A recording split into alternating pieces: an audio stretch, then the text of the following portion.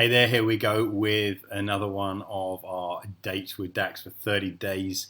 Every day I'm producing videos answering questions from the tribe. So this is the third video, and actually kind of the not so secret is basically because I was away at a meditation retreat over the weekend or a meditation event. I didn't produce any stuff, so this is my third video on the third day. So but at the end of 30 days, there will be 30 videos. I absolutely, definitely promise you without a shadow of a doubt.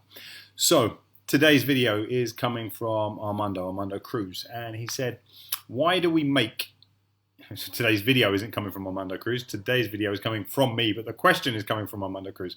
Why do we make everything so complicated? So kind of Armando was...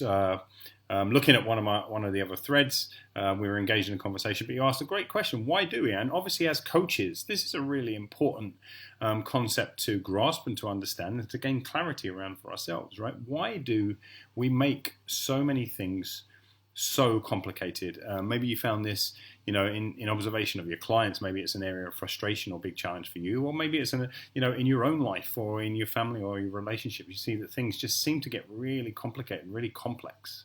Why do we do that? Because the reality is most things are fairly simple when you think about it.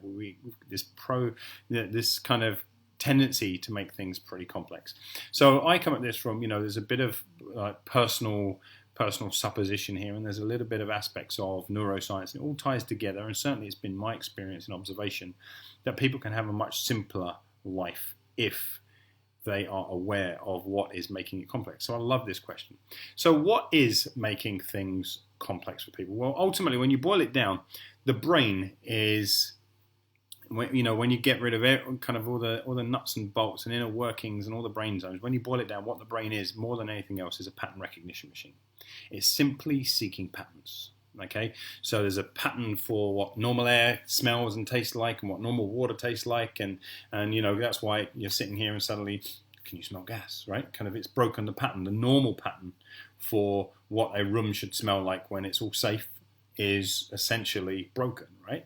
So the brain is a pattern recognition machine, which is great because it's basically what it means is that it's always seeking data, always seeking to enhance the pattern, to gather more and more pieces of information, so that you don't always have to cognitively think your way through the challenges that you face in life and the situations. You just end up doing it, right? Because the brain is, once it learns the pattern and it takes it in, it says, okay, I've got that, and now it adds a new piece of information, a new piece of information, a new piece of information, and the pattern gets richer and richer and richer.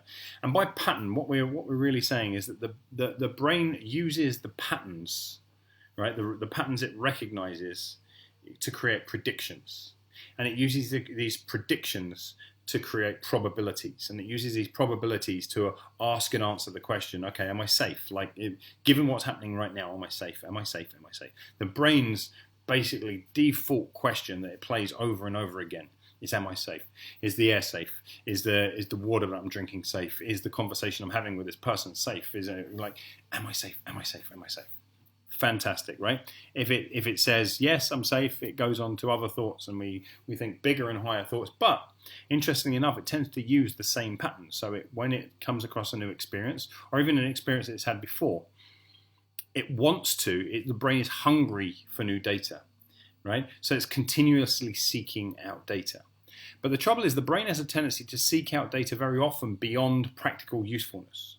Now, we could argue that all new data is great, and it is. Like, it's something that you can exercise right now. If I learn something new about something and say, right, because I've learned that, I can go and do this, that is really useful. But if we let the brain run away from us, the brain has a tendency to keep saying, bring me more data, bring me more data, bring me more data. And you've got to understand this, the brain is never quite satisfied with the amount of data it's got, because that's not its job. Is because essentially, like, if you want to get into a more metaphysical kind of transcendental kind of ways of thinking, the human spirit, and the human mind is essentially limitless. It's why we can dream things that don't exist yet, it's without limits. But so how do those things that don't exist yet somehow in the future come into existence? Because the brain keeps seeking data, and as it seeks the data, it combines the process is called neuroassociation. It connects dots, it joins bridges, and it says, right, now I've got enough data, we can do this thing. Well, that's great. Like, if you're in a real creative place and it's working for you, it's useful. The trouble is, there's a tendency, if we're not very aware and if we're not very intentional, we're not very mindful about the data we're collecting, to always think that we haven't got enough. And to always, we just sit down, I feel really great, like everything, I'm so clear about so much. And then somebody writes a blog post or somebody posts something on Facebook or a new book comes out and you just start reading it and you go, they're doing it so differently to me. Well, shit, maybe I should throw away all my plans and go with this one now. And now all that certainty, all that prediction and response that the brain craves, in fact, that the brain must operate on, has just been thrown out. And we're now in another place where the brain goes, damn, there was certainty a second ago, and now there's no more certainty. I'm full of doubt again. Okay, collect data. So you can see how this becomes a self-fulfilling prophecy, right? Kind of the brain seeks data. Once it's got the data, it's usually saying, well, okay, so that's not useful to what I knew before, so maybe I should keep looking, or maybe I should go to another expert and read another book, go on another course. Probably sounds really familiar, right? That is just how the brain is designed, and that is how the brain is always going to work. It's always going to seek new data. So we have to be very mindful about what we do with data once it comes in. And we have to be very mindful about which pieces of data we've got that we're already happy with. So no, I'm good up to this point, and here is something I'm a little bit uncertain of. So let me look at the next thing. And being very, very clear that your intention is not to throw away the baby with the bathwater, but to enhance the prediction and the probability that you already have about something. So can you already see the difference here in the way most people, we learn something and we immediately throw everything else away. And that just leaves the brain in, kind of, to use a very technical term, it leaves the brain in a shit state, right? It's like, oh my God, I had so much certainty, now the certainty's all gone, I'm just full of doubt. The only way to cure doubt is for me to go and get more data. And so you'll spend all your time out there in data land, right? Trouble is, you never could collect enough data, right? You could never collect enough data to be truly 100% certain about anything. And yet, we're seeking the absolute certainty. In other words, we're seeking perfection, right? This idea, this mythological being that kind of you can get 100% certainty about something, and then once I get that level of certainty, then I'm ready to start, right? Until I get that level of certainty, I'm not feeling good about this. What the brain, when you really kind of boil it down, what the brain is really, really good at is probability. It's really poor at certainty. It's great at probability, it's poor at certainty. So if the brain is great at probability, why not work to just kind of look at what is the most probable outcome if I do these things right now? Great, I'll start from there and I'll add something. All right, so we'll talk about it in a second. Keep that in mind, though, that the brain is a pattern recognition machine. It uses the pattern to create predictions. It uses the predictions to create probabilities, right? And probabilities and possibilities. And from there, it only goes off course, really, when we get so hyper-focused on trying to look for the new certainty, or when we gather so much data that it doesn't connect to what we already knew about something or what we already believed about something. We can also kind of make things complicated because we fear judgment just in case we're wrong, right? What if we put all our money on that horse and it doesn't come in? What's everyone else going to think about us, right? And that metaphorical horse, right? Because it could just be, I invested all my time, effort, energy in that business idea or in that relationship. And what are people going to think about me when it doesn't? When my probability doesn't pan out? In other words, when I put so much certainty on it and it didn't work out, what are people going to think about me? And so, of course, what we do, or what the brain does, it sends us back out into our environment. It says, okay, go and seek more data from other people, right? And borrow some of their data and bring that back to you. And kind of now that you've got their data, add it to your data and kind of see. And you can see it puts us back into that same data spiral. It's like a data tornado whizzing around us, and we can't see and we can't move and we feel unsafe, right? So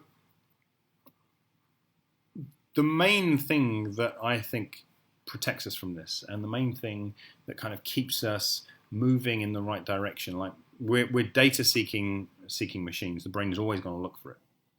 But the thing that protects us is to focus on our intent rather than our content. Focus on what we are trying to accomplish versus what we have to do and what needs to be the right way and what everyone else is saying. Like, what am I trying to accomplish? Right? What is my intent? And the biggest part of that intent is, how do I want to feel while I'm going through this, right? So if I'm trying to accomplish building a 6-figure business, but I want to feel awesome, I want to feel free, I want to feel like I'm contributing, I want to feel like I'm making a difference, my intention is to make a difference, to feel free, to right. It's not to say I've got to focus on building the six-figure business. Now, that doesn't mean that as I'm going through that process, I can't measure my intention against the outcome, right? But there's more than one outcome that I can focus on. Focus on the intent and let the intent drive your content, whether that be written content, verbal content, kind of the physical content of your life, like what you're actually doing. Let the intent drive that. Next, if you want to protect yourself from data, start with things that you have a high degree of probability around, right? Things that you have a high degree of probability around, and then add one new unknown element. Like, so let's say you're trying to build a six-figure business. Someone comes along and they say, "Oh, stop doing that and that and that and that and that and that and that and that and that," right? And you go, "Well, do you know what? Like, I was already only 30, 40 grand a year doing those things, and okay, I'm willing to kind of take on board this new idea, but maybe I'll just change one thing," because that's the nature of an experiment. The true nature of an experiment is to, if we suddenly change everything, well, it's not truly an experiment. Like, if something changes, we don't know what was the cause of that change. So change a single thing. In my coaching and in the mind map course that I teach, I talk to coaches about starting with easy plus one. Easy plus one. Start with what is easy for you and add one new thing. Right, so now you've got all this probability behind you, all of the known, all the prediction is here. You go, I already know what that kind of looks like in my life, but here's this one new unknown element, and let me bring that. That's a great counter to complication, right? Easy plus one. The next thing, start with your values and your intent, and decide what is important to you and what's not. Right. So before you head out seeking out for advice from other people, like if you want a protection from the judgment side of things, well, don't go out and say, "Hey, I'm thinking of doing this. What do you think I should do?" Tell people, say, "Look, here's what I'm doing. Here's what I'm willing to change. Here's what I'm not willing to change. Here's my intent. Here's why these things are important to me, and I'm not deviating from these at the moment, but I'm looking for some help with this." Right? As opposed to, "What do you think about this, and what do you think I should be doing?" Right? It's a much more complex situation, particularly if you're... Now, I'm not saying that's never the right thing to do. Sometimes you might be really open and you're feeling really good and it's not overwhelming. But if you're already kind of feeling overwhelmed and frustrated and burned out by and feeling that things are too complicated, then going and asking another person to basically throw away your baby with the bathwater and give me some new bathwater and a new baby is not the best plan. So start with your values, your intent, and decide what is and isn't important to you about the advice that you're seeking from others. Next, I already said it, but treat everything like an experiment. Don't get caught up on what has to come out of it, right? Be clear what your intent is. So the intent of doing this is that I would make 2,000 sales, or I would fill a retreat with 15 people, or I would do this, or I would do that, right? Be clear what your intent around the thing is. But be aware that this is always an experiment, and you may have wanted to fill this retreat with 15 people, and only 3 people sign up. Well, as you're going along, you can say, well, what have I been doing up to this point that created the 3 people to sign up? But what new piece of advice do I need? Like, I'm aware that people signed up off the back of my YouTube videos, but that nobody has come to me off of Facebook, and nobody has come to me. Well, so do I now want to ramp up the amount of YouTube videos I'm doing and create more invitations there? Or do I want to ask someone for a bit of advice around what the right way to write an email might be? It's just an example, right? Kind of, you can use this any way you see fit. But be very, very clear that this is all an experiment. And the great thing about an experiment is it releases you from the moral and the kind of the good and bad and everything else, and it moves you back into this more Buddhist concept that I just happen to love, right? And I've said it in several previous videos and posts. It just, is this skillful? Is it skillful? Given what I intended to happen, did I see that thing happen? Is it skillful? And you can grade yourself. So, well, a bit of what I wanted to see happen. Like, it wasn't a complete write-off, right? The experiment didn't completely crash into the dust. 3 people signed up, but I was looking for 15. So kind of, it was 3 out of 15 skillful. What other things might I need to change here? What new thing might I bring in? What might I be ready to discard? Was it skillful? Did it bring about the result that you want to bring about? And here's the thing: complication. The basic answer to complication is basically nearly always no. It wasn't. It wasn't skillful.